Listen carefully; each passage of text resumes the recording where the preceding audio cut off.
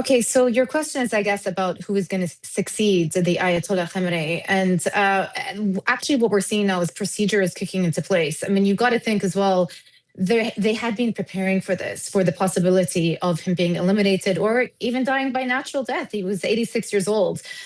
And so what happens from here onwards is they've established this temporary leadership council that is made up of the president himself, President Pezeshkian, who is alive, according to the Iranian officials, the head of the judiciary, and then this senior cleric from the Guardian Council, the individual that you just mentioned. And their goal is just to steer the leadership through the coming months, because at the same time, what's going to happen is, according to the Constitution, an assembly of experts, this is the 8-member it's a clerical body essentially comprised of 88 members. They will be getting together and will be assessing who should be the successor to Khamenei.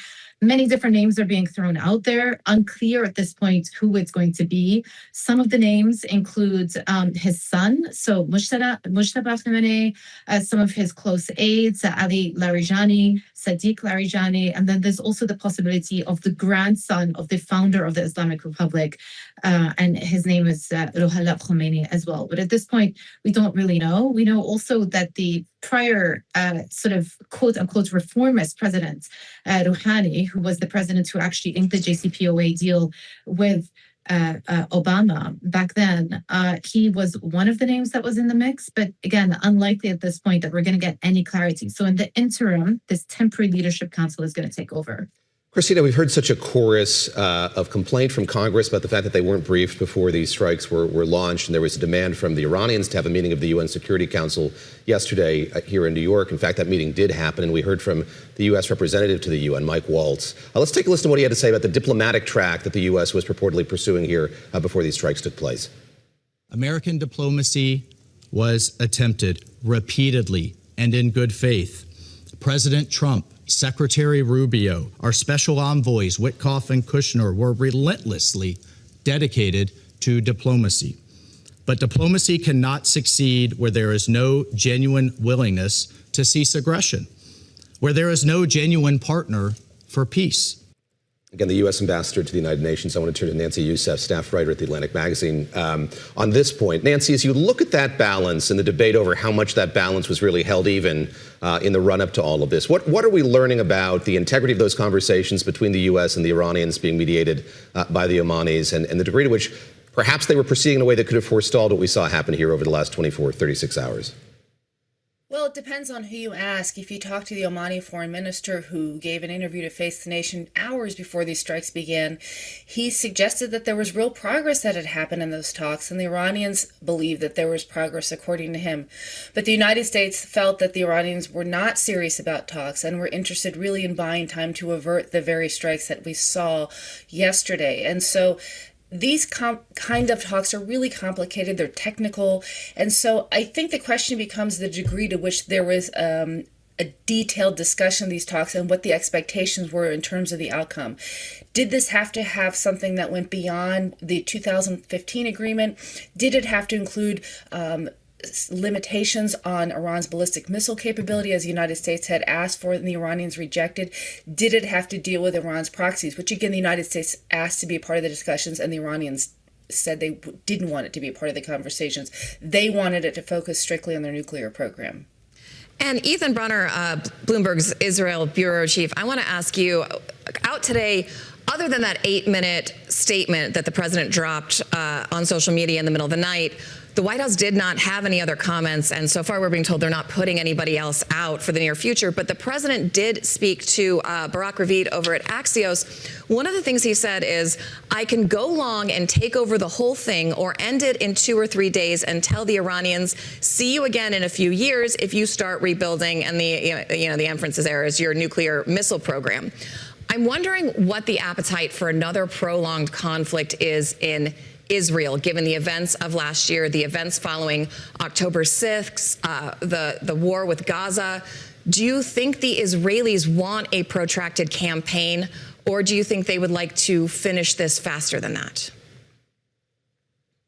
Look, I think nobody has an appetite for an expanded campaign if you can avoid it. So I think it would be fair to say that if they could, sort of eliminate this regime and the new people coming into power would do what the U.S. and Israel wants it to do, people here would be thrilled.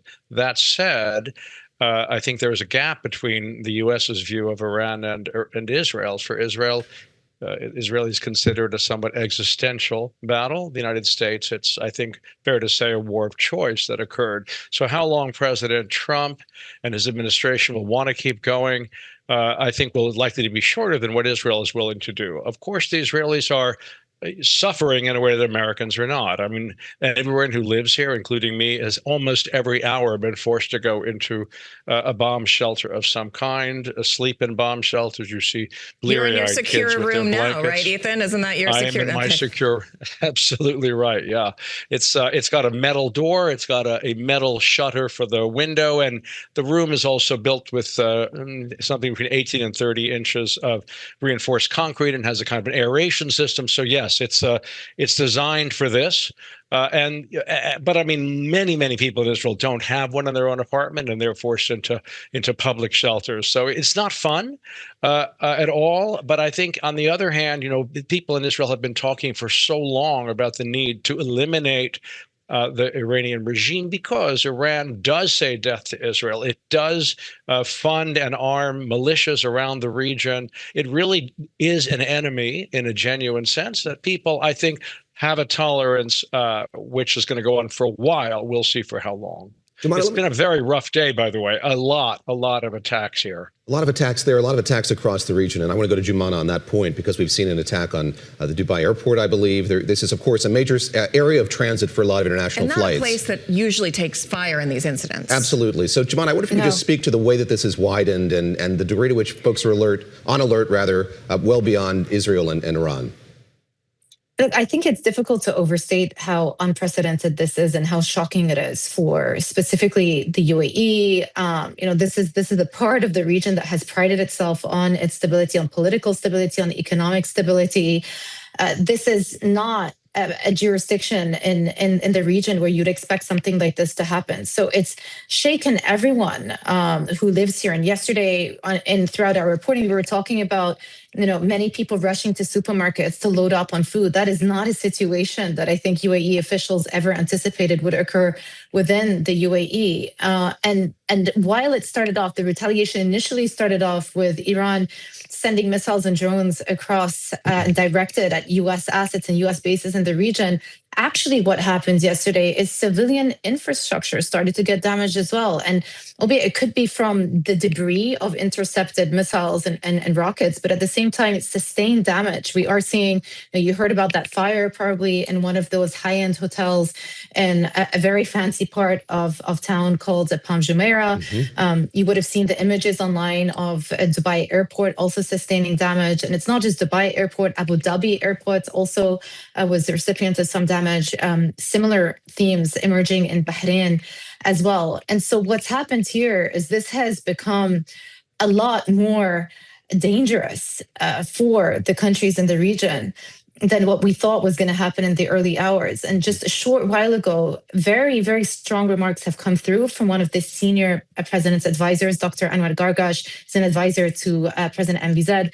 And he actually put out a statement to the Iranians saying, get your senses together. Mm-hmm. This is not how you're supposed to be treating your neighbors. And I think, implicit to that is the threat that, so far the UAE have said that they're not going to let the US use their bases to launch attacks on Iran. But there's the question mark of whether that may change and whether the calculus for these GCC countries has changed.